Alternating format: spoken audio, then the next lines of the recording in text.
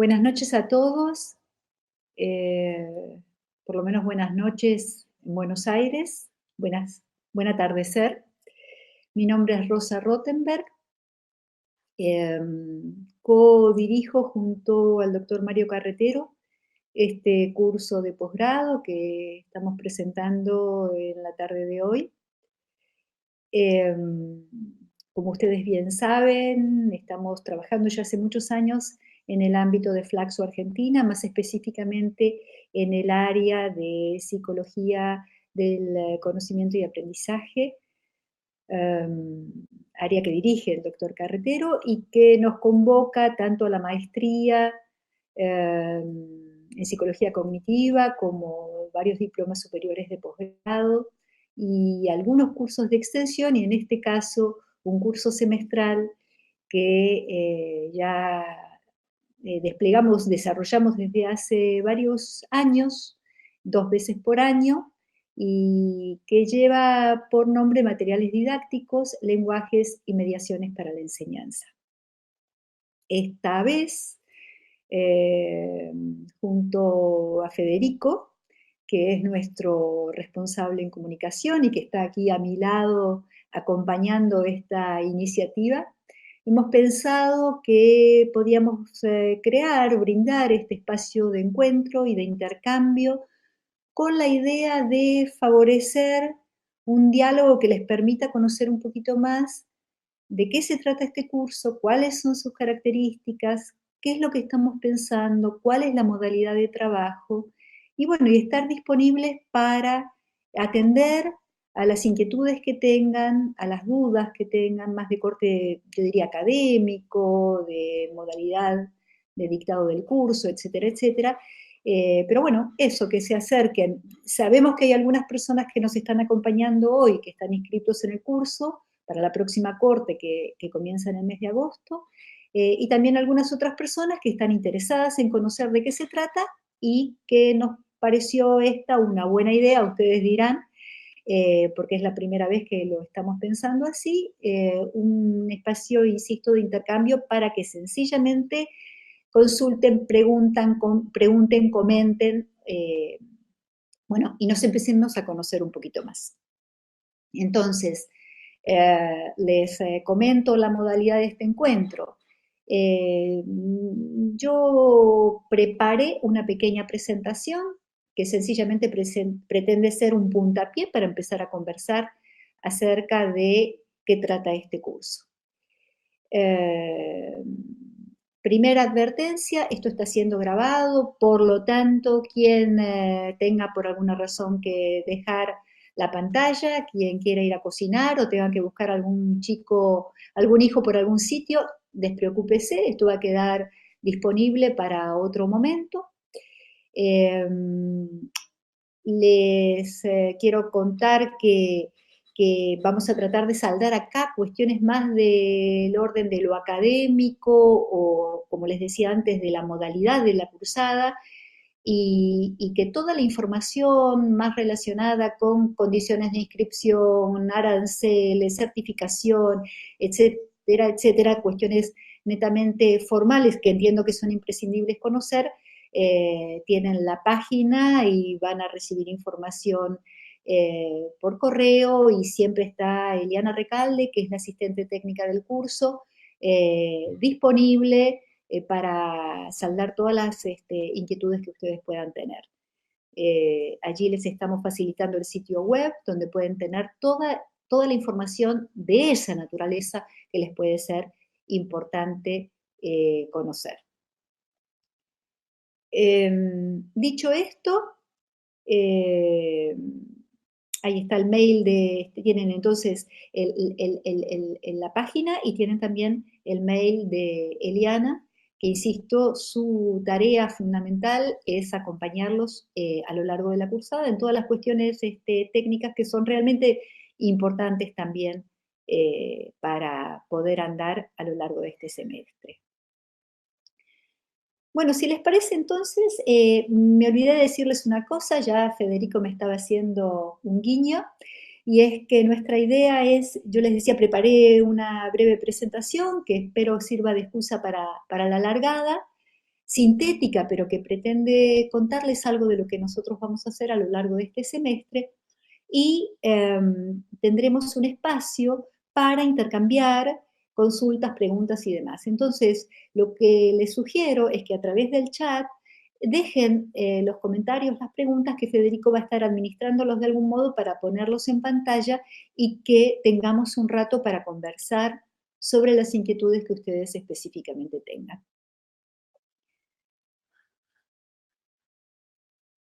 Empezamos entonces a tratar de contarles de qué se ocupa este curso, en qué estamos trabajando, cuál es el foco de los contenidos que abordamos. Y yo diría del modo en que lo hacemos. Es importante plantear como punto de partida que la cognición humana, entendida como esa capacidad que tenemos los sujetos de razonar, de percibir, de aprender, de experimentar, etcétera, etcétera, no es una capacidad que se da fuera de otras personas y de un entorno físico y simbólico. Es decir, vivimos rodeados de un entorno físico y simbólico y de otras personas. Vivimos en un contexto cultural pleno de lo que llamamos artefactos culturales. Es decir, que vivimos en un entorno rodeados de artefactos que son portadores de la cultura acumulada a través del tiempo. Por lo tanto, cuando nosotros hablamos en el curso de materiales didácticos, los estamos pensando fundamentalmente como artefactos culturales. Eso quiere decir que vamos a visitar de algún modo aquellos artefactos portadores de cultura de tiempos pasados. Vamos a visitar artefactos de la cultura persistentes a través del tiempo, y ahí me viene inmediatamente el libro, por ejemplo, tal como lo conocemos, que permanece prácticamente igual desde la época del códice, y otros artefactos que son propios de la cultura contemporánea. Cuando decimos que los materiales son analizados como artefactos de la cultura, quiere decir que asumimos que el aprendizaje puede darse de modo directo o de modo mediado, y entonces, tal como les decía, pensamos en esas mediaciones y en los medios como mediaciones, pero no como objetos, ni como dispositivos, ni como soportes, sino como artefactos culturales. Y por eso los pensamos desde lo que potencian, lo que condensan, lo que habilitan. ¿Cuál es esa experiencia de la humanidad que acumulan? También tengo que decir que pensar entonces en clave de cultura es aceptar y analizar las tensiones que existen entre culturas distintas. Para ir más en claro, hay la clase 2 del curso, ¿qué es lo que nos viene a plantear? ¿Cuáles son las tensiones, por ejemplo, que se dan hoy entre la escuela, los sujetos del aprendizaje, las pantallas? Digamos, pensar en clave de cultura es analizar cada una de las tensiones que se dan en esas, eh, en esas no quiero plantear polos, pero sí en esos elementos claves de la tríada que estamos analizando. ¿Cuál es el sentido de poner el foco en los medios en la enseñanza? Yo plantearía que hay unas grandes decisiones que todo docente toma. Es decir, cuando a la hora de seleccionar unos temas, ustedes saben muy bien que lo que se enseña y lo que no se enseña es una decisión absolutamente arbitraria. Alguien podrá decirme, bueno, está preestablecido en el currículum, está prescripto. Bueno, de todas maneras, todos los docentes sabemos que cualquier tema puede ser trabajado en profundidad o cualquier tema puede ser banalizado. Es decir, que la selección, el recorte de temas que hace el docente, así como la decisión acerca de cuál es su tratamiento, es una decisión clave. Y va a ser clave si va a seleccionar determinados casos para entrar a esos temas, si va a poder pensar en términos de problemas, si va a generar unos proyectos capaces de promover cierto tipo de aprendizaje. Entonces yo diría, ¿por qué? Porque también, así como la selección de casos, problemas o proyectos o la selección de temas es una gran decisión, también los medios físicos y simbólicos que elegimos, es decir, las puertas que abrimos a esos medios propios de la cultura de la humanidad, son una decisión significativa a la hora de enseñar. Porque además, esos medios físicos y simbólicos que elegimos tienen implicaciones, ofrecen implicaciones a los sujetos que interactúan con uno u otro material. Un concepto clave, el concepto de residuo cognitivo, es decir, cómo altera lo que somos capaces de conocer, cómo altera la cognición esas tecnologías con las cuales interactuamos.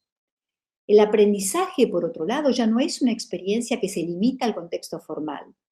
Se da en muchos lugares, con variados dispositivos, en diferentes entornos. Ustedes saben bien que la portabilidad y la comunicación múltiple son factores que están alterando profundamente las condiciones y los contextos de aprendizaje. Preparé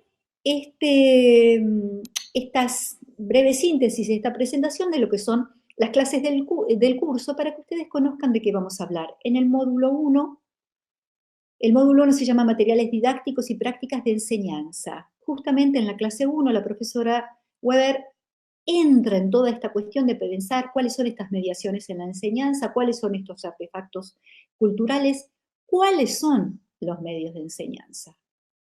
Básicamente, nosotros planteamos que los materiales de enseñanza son todos aquellos materiales que han sido, o medios que han sido creados con el fin de enseñar, pero también todos aquellos medios que el docente decide integrar a sus clases con la intención de enseñar. La clase 2, como les decía antes, tensa las relaciones entre escuelas y pantallas, docentes, sujetos de aprendizaje, niños, jóvenes y las pantallas y las prácticas que conllevan, la profesora Silvia Bacher. En el módulo 2 entramos a los textos verbales y textos gráficos y en particular atención a la creación audiovisual. Como les decía antes, pensamos más allá de los dispositivos de antes y ahora. Y yo les decía que hay determinadas tecnologías que son persistentes a través del tiempo, dando el ejemplo del libro.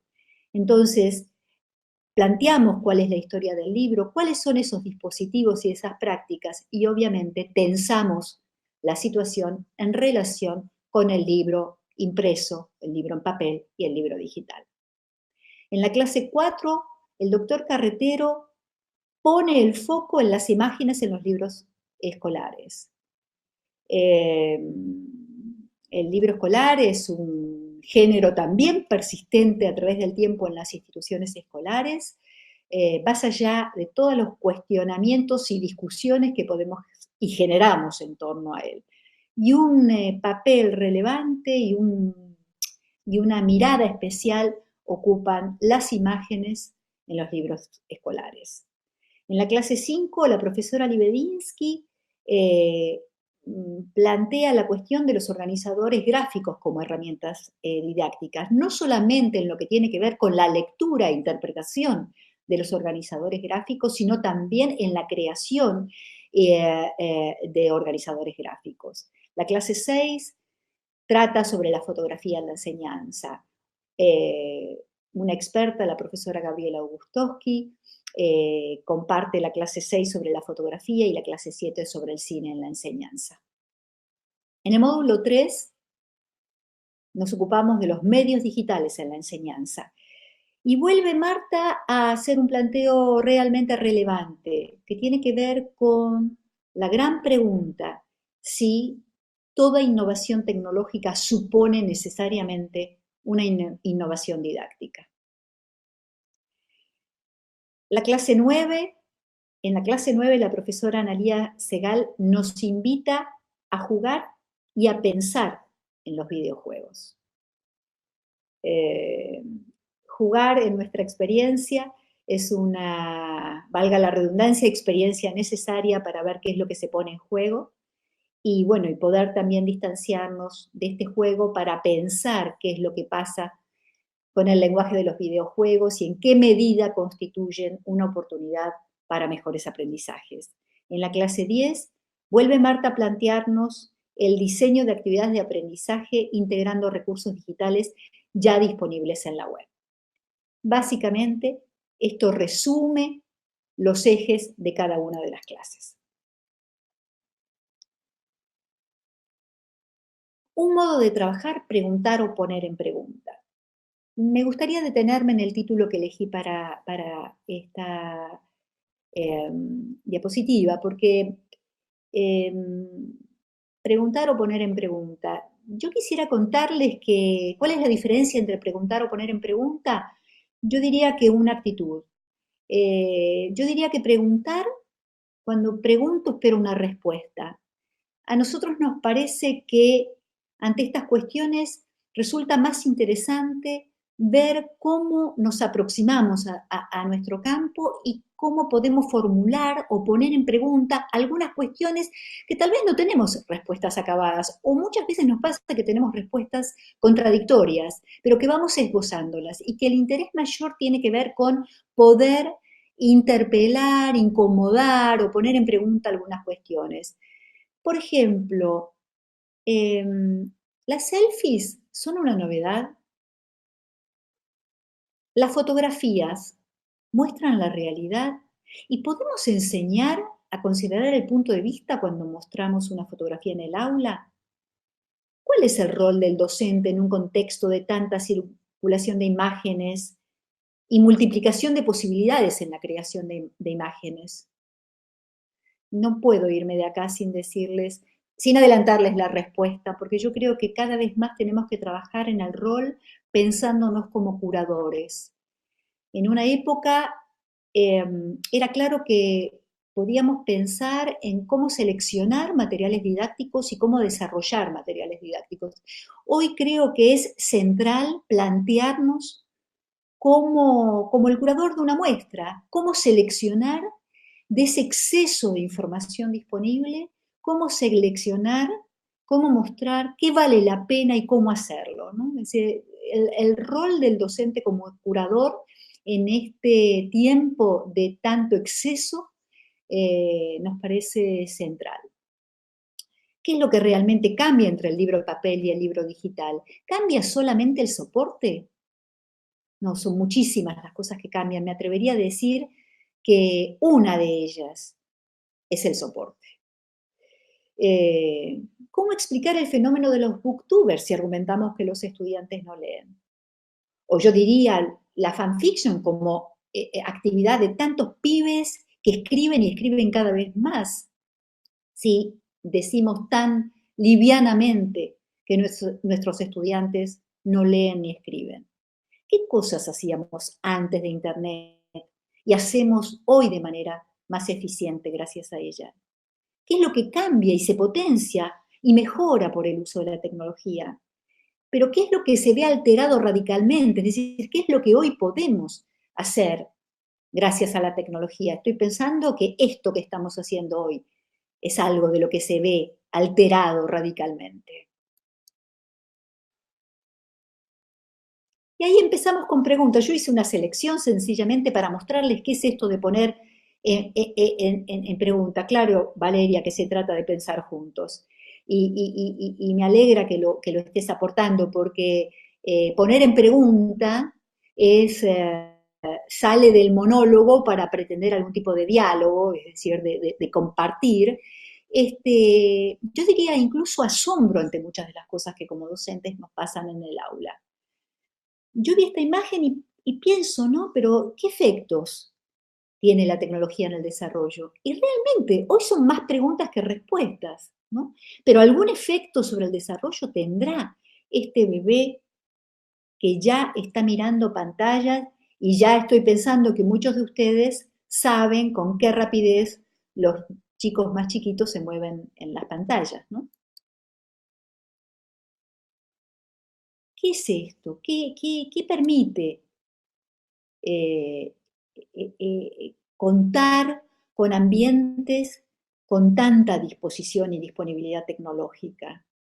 ¿Qué cosas de verdad son cambios? ¿Se acuerdan que yo les decía, bueno, la profesora Marta Libevinsky nos invita a pensar acerca de si toda innovación tecnológica necesariamente supone una innovación didáctica? ¿Qué sería una innovación didáctica? Bueno, esta pregunta, cambio maquillaje, apunta a eso. Esta es una escena que ustedes pueden ver por los carteles tomada en el metro en la ciudad de Buenos Aires. Tendrán muchas otras escenas de esta naturaleza. Estos contextos, todas estas personas, ahí veo solamente a un señor que está con un lápiz y un soporte papel. Hay 3 personas con celulares en la mano, ¿no? Entonces, ¿qué oportunidades nos brindan como docentes estos nuevos contextos?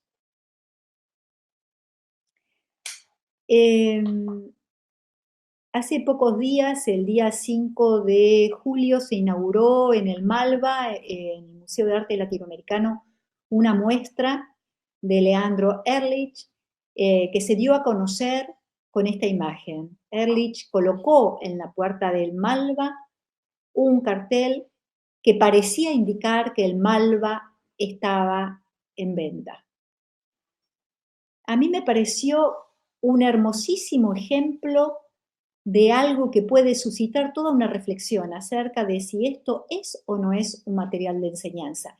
En la definición que dábamos antes, claramente, esta es la muestra de Ehrlich, esto tiene que ver con el arte, esto no es un material de enseñanza. Pero esta foto perfectamente, o esta situación perfectamente se convierte en un material de enseñanza si estamos queriendo pensar en el arte más allá de la intencionalidad del artista, por ejemplo, en los contextos de circulación del arte o en los contextos de interpretación.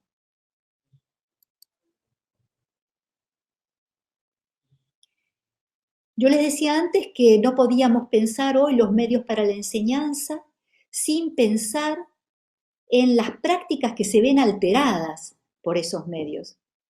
Por eso me pareció importante ver, por ejemplo, 5 de junio del 2019, el mes pasado, en el diario El País, sale esta información que nos muestra, dice: la literatura se pone a dieta y pierde páginas. Es decir, los informes develan el recorte significativo en la extensión de las novelas durante la última década por los nuevos hábitos de lectura.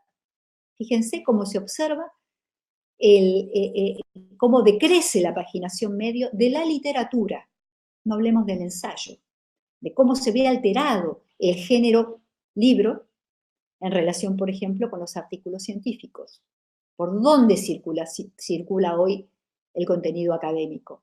Bueno, estas son las reflexiones que supone pensar en los medios más allá de los objetos, más allá de los dispositivos, más allá de los soportes.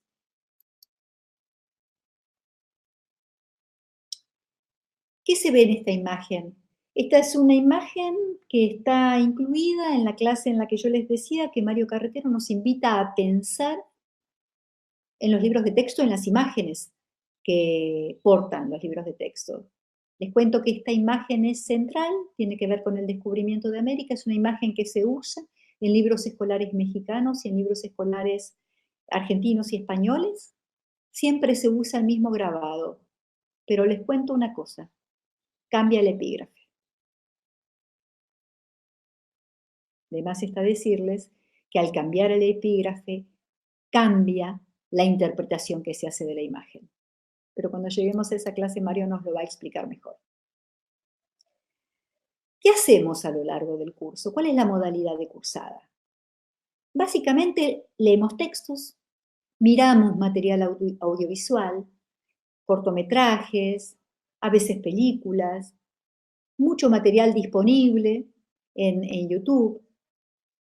Y estamos permanentemente, como decía Valeria, generando esos intercambios que nos permiten analizar esos ejemplos, proponer materiales, porque nos pasa siempre que cada vez más son los mismos participantes y los mismos docentes que ponen a consideración de su grupo de colegas los materiales que están produciendo, muchas veces ya junto con los chicos, porque ustedes se acuerdan que en el módulo 2 hablábamos de la creación audiovisual.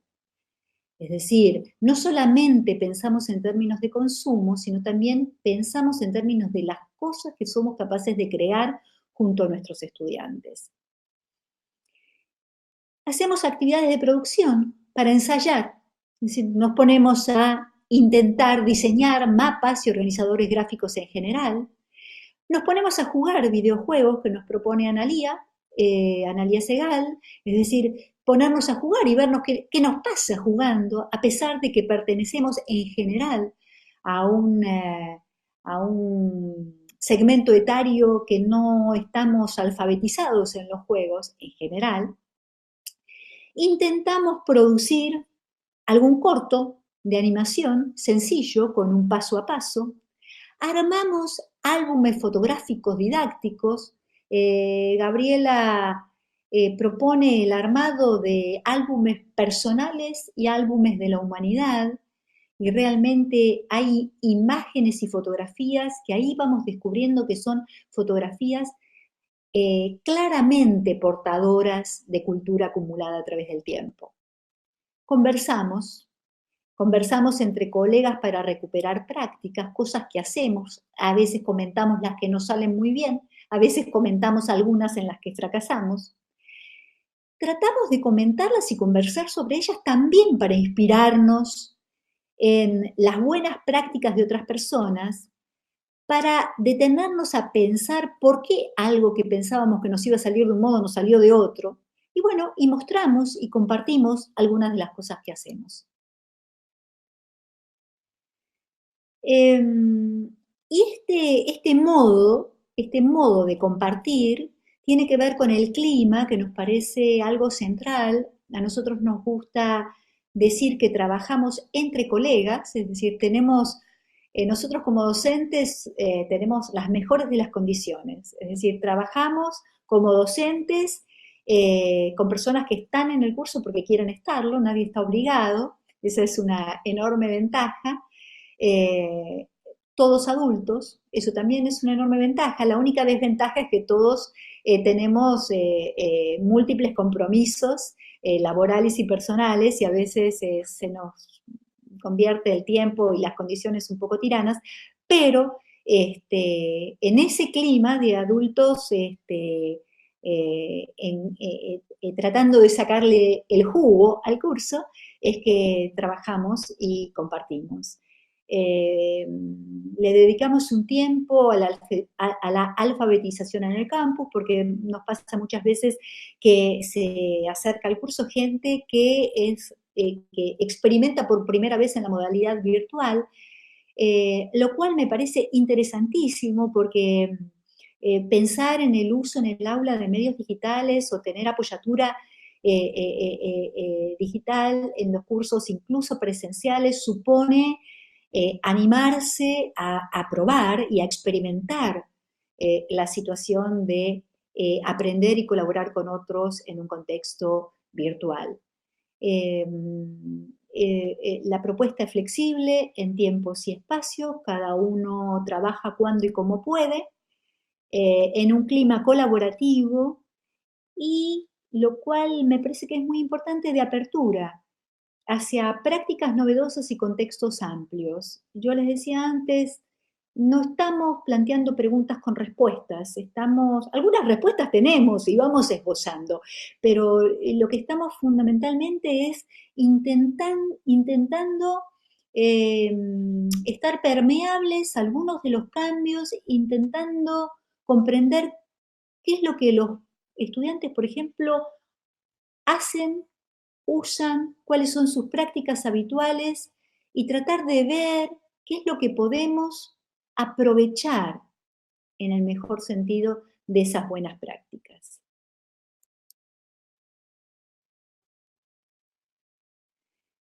El curso está pensado de manera flexible y no obligatorio. Nosotros solemos decir, eh, esto es recomendable pero no obligatorio.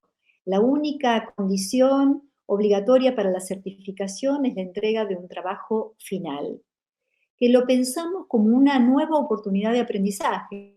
Es decir, eh, todos los estudiantes terminan el curso aprobando el curso. ¿Por qué digo esto? Porque trabajamos hasta que ese proceso se da y se termina una producción que es de un orden de progresiva mejora. ¿Qué tipo de trabajo final? A veces miramos una película juntos y entonces se elabora una crítica y se hace un visionado guiado para un análisis y una participación en un cine debate, que es en sí mismo una actividad final de cierre, pero una actividad que pretende mostrar cómo trabajar, eh, servir como actividad inspiradora para que ustedes puedan hacer un buen uso o un mejor uso o eso, inspirar usos posibles del cine en las aulas. A veces lo que armamos son álbumes fotográficos, que se trata de poder armar colecciones pensadas para fines específicamente de enseñanza, colecciones de fotografías, ya sean disponibles o que uno salga con su celular o con su cámara a registrar ciertas imágenes.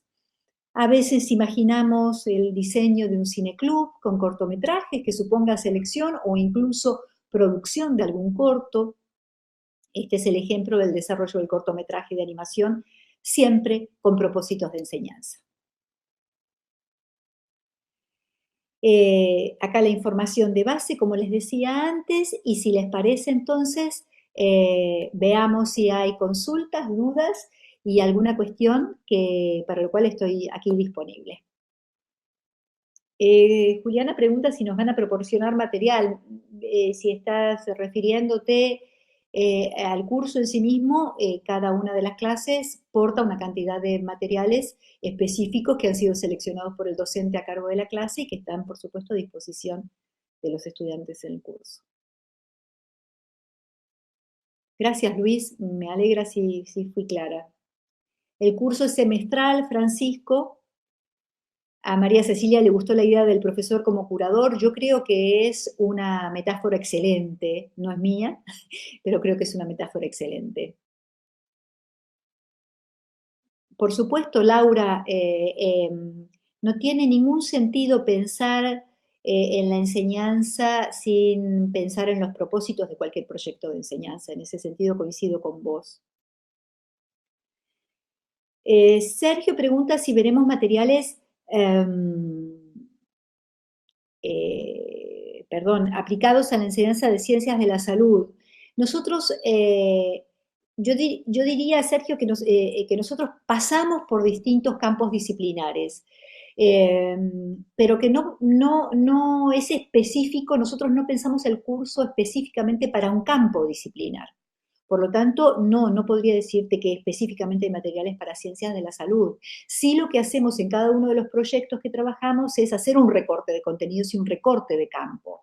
Entonces, sin lugar a dudas, si tu campo de interés tiene que ver con las ciencias de la salud, ese será el recorte que tomaremos para pensar en los medios más ajustados, convenientes, más ricos o más enriquecedores en un campo específico.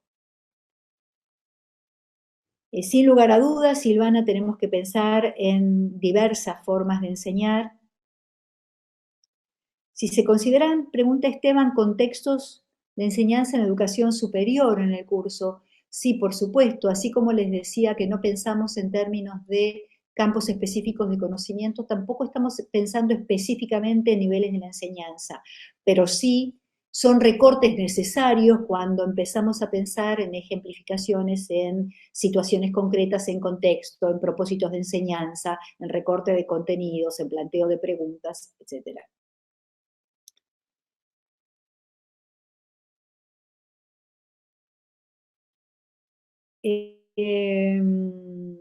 Bueno, Juliana pregunta si se trabaja desde un paradigma educativo en especial, constructivismo, cognitivo, etcétera. Vos sabés, Juliana, que este curso está en el marco de un proyecto, de un área y de un proyecto más amplio dirigido por el doctor Carretero, que tiene que ver con la maestría en psicología cognitiva y el diploma superior en constructivismo y educación.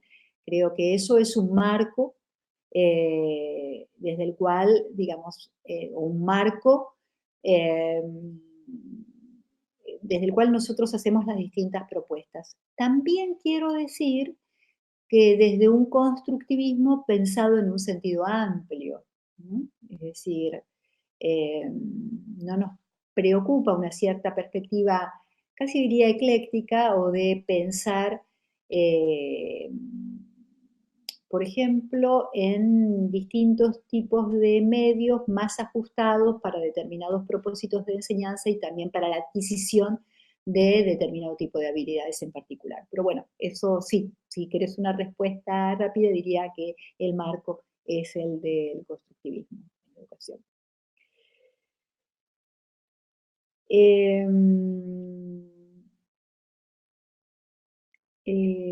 ¿Cuáles herramientas nos brindan para hacer este tipo de materiales, software y demás? En cada una de las clases van a tener ustedes algunas recomendaciones, ya sea de aplicaciones, de programas, de herramientas más convenientes para un propósito determinado.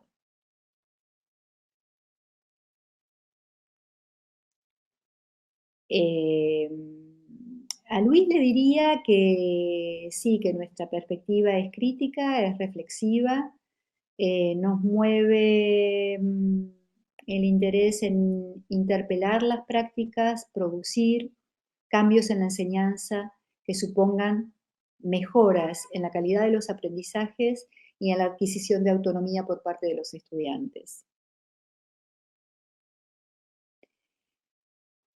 El curso puede darnos herramientas para trabajar en contextos educativos no formales, por supuesto. Una de las cosas que nosotros estamos planteando es justamente que nos encontramos en un contexto de desborde de fronteras.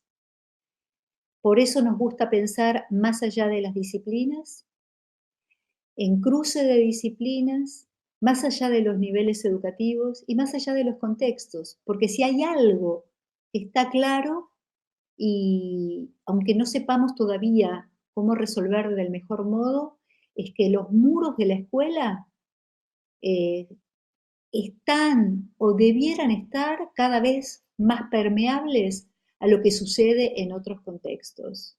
Y sí, aprendizaje hay en otros contextos más allá de la escuela.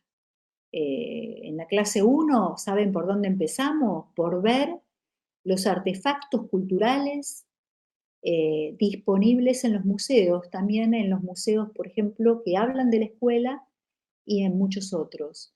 Y Gabriela Bustowski, cuando piensa el arte y sale a registrar imágenes, piensa en la plaza y piensa en las celebraciones y piensa en lo que sucede en la calle.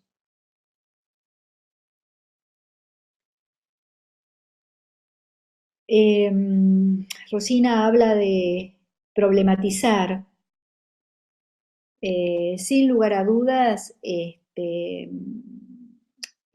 sí, es tiempo de poner en pregunta, y poner en pregunta es un modo de pensar en términos de problemas significativos, ¿no?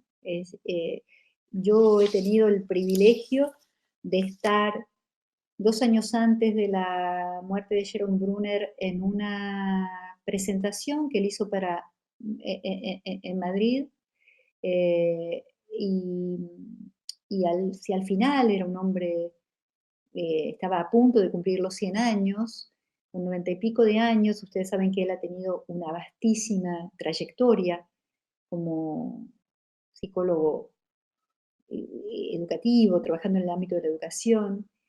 Terminó su conferencia diciendo: si hoy me preguntasen a qué reduciría todo lo que tengo para decirle a un maestro después de tantos años de trabajo, yo le diría: reduzca su tarea a plantear una buena pregunta. Si usted es capaz de promover, de generar y de plantear una buena pregunta, usted está haciendo una tarea con sentido. Bueno, si les parece, podemos ir cerrando esta actividad, excepto que quede alguna otra pregunta. Yo les agradezco muchísimo el interés por este rato, eh, alguien dice que la buena pregunta le suena a Perkins con el tópico generativo, por supuesto, Alejandro. No, no hay horario específico para las clases, Marta. Cuestiones de administrativas y técnicas les voy a agradecer que lo consulten con Eliana. Yo te agradezco a vos, Juliana, la presencia, a todos ustedes la presencia. Luis se acuerda de Rebeca Nijovic, gran amiga y colega que participa en los cursos con nosotros y que justamente trabaja mucho en la perspectiva de la evaluación significativa también. Eh, bueno, les decía, les agradezco mucho la presencia, los espero con las consultas que tengan a través de Eliana o a través de nuestra página. Nos encontramos pronto o más adelante. Siempre será una oportunidad para encontrarnos y como yo suelo decir, para hacer lo que nosotros creemos que hacemos lo suficientemente bien o por lo menos con el suficiente compromiso de hacer lo mejor que sabemos hacer. Muchísimas gracias. Hasta la próxima. Nos vemos pronto.